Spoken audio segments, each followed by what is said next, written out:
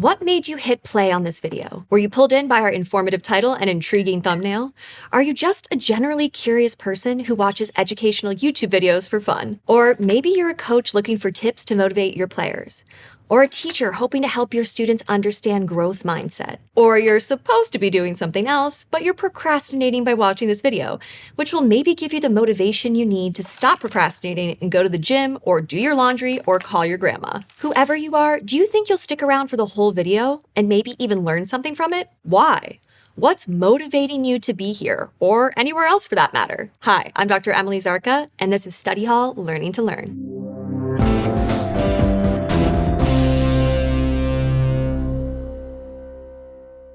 One of the biggest misconceptions about learning is that it's something other people can do to us. So if you know how to tap dance or take the derivative of an exponential or budget effectively, it's because someone taught you how. If you don't know that stuff, you didn't have a good enough teacher. Wrong. The research shows that while great teaching and effective tools can help us learn, they can only go so far. Getting the rest of the way in learning whatever it is you're trying to learn comes down to you, your active participation in the learning process, and your motivation. So it's helpful to know what motivation is and where it comes from. Because when you understand that, it can help you learn more effectively and efficiently. Think of learning as a web, where each new thing you learn connects to the things you already know. Understanding motivation helps strengthen that web, making the whole thing stickier so you can add even more new knowledge. See, motivation is the driving force behind our actions, or the effort we're willing to put in to pursue a goal or outcome, whether that's watching this whole video or learning to tap dance, or a whole range of other things. It's not just something you have or don't have. Maybe you have a hard time getting yourself to go to the gym. That doesn't mean you're an unmotivated person. It just means you haven't found the motivation to complete that particular task yet. But when you know how it works, you can motivate yourself to do, well, just about anything. According to most researchers, motivation is made up of two parts: value and expectancy. Value refers to how important a thing or goal is to us, or whether we care about it. Basically, if we don't value something, we're not going to be motivated to do it. So if you don't care about watching this video or being able to tap dance, it's going to be a lot harder for you to do those things. But you can value things in different ways and for different reasons. For example, attainment value is about the importance of doing something well, or being perceived as doing something well. Like if you're tap dancing because it makes you feel like or be perceived as a good dancer. Intrinsic value is basically doing something for its own sake, no achievement necessary. Like if you just love tap dancing and would do it even if you never performed for an audience or made a career out of it. And utility value is where you value something because it's a stepping stone to something else you need or want.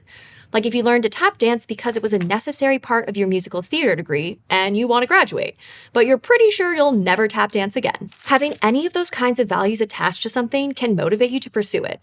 So a key part of motivating yourself to learn or do anything is figuring out why you want it and why you should care. Kind of like how I asked you why you're watching this video and what would motivate you to watch the whole thing.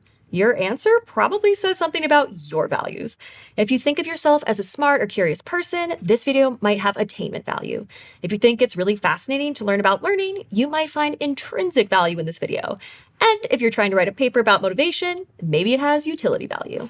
If you're struggling to find motivation and value in a class or job or experience, you can try connecting what you're learning or doing to something else you're interested in or your future goals. Or try to figure out how it's relevant to real-world things you care about. Like, do you want to have a particular job title because it sounds and feels impressive? Are you majoring in finance because it's eventually going to make you a lot of money?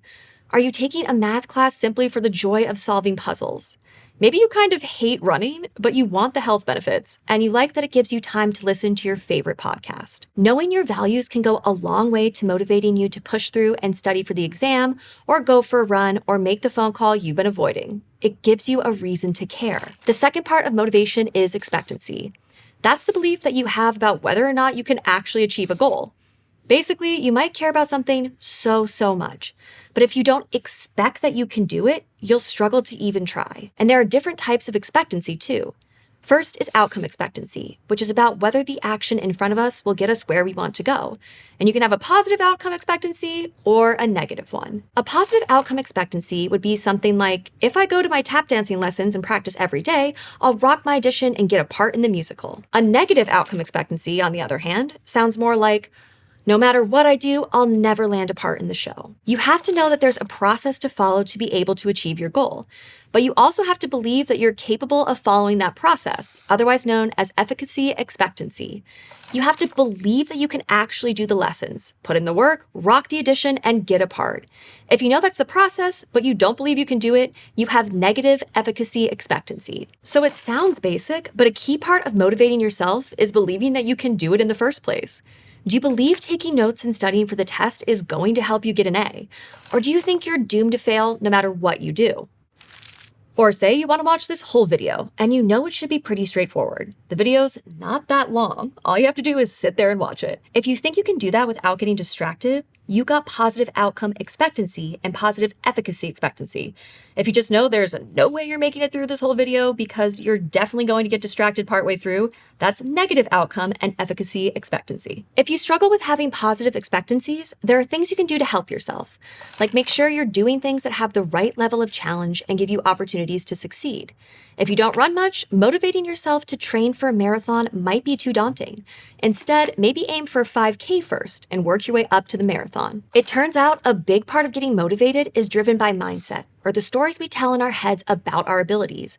Our efficacy expectancy is often bound up in these stories, and they can actually affect how much we're able to achieve. Josie has simply never done well in a science class in her life. She listens and participates in class. She reads the textbook. She studies for the tests. But for whatever reason, her effort doesn't translate into good grades. Should Josie, A, drop science as soon as possible? She's just not a scientist. B, keep trying. She just hasn't found the right strategy yet. C, blame her teachers. Clearly they haven't done a good enough job of teaching Josie effectively so she can learn science. Your answer to that question probably reveals a couple things about your own motivations and mindset.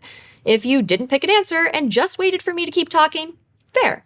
Apparently this isn't a very motivating exercise for you. If you said C, you might still be under the impression that learning is up to how our teachers teach, and not something we have much say in.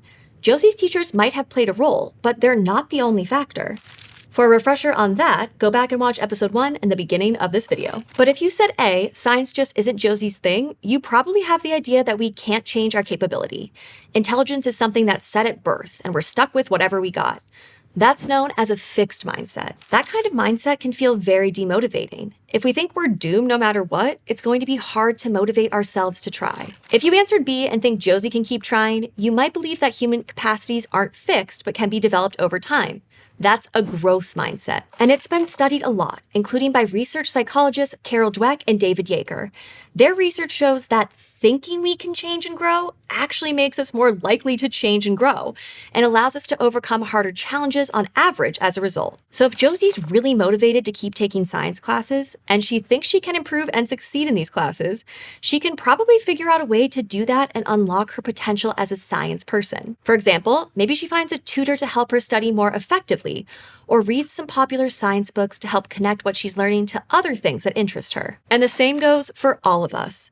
When we understand what we want to achieve, why we want to achieve it, and how to adjust our mindset so that we can achieve it, we can unlock all kinds of potential for learning. And that can help us accomplish all kinds of things, whether that's tap dancing or going for a run or actually doing your laundry instead of procrastinating. The more we think about our values and mindsets and reflect on motivation, the better we'll be at motivating ourselves.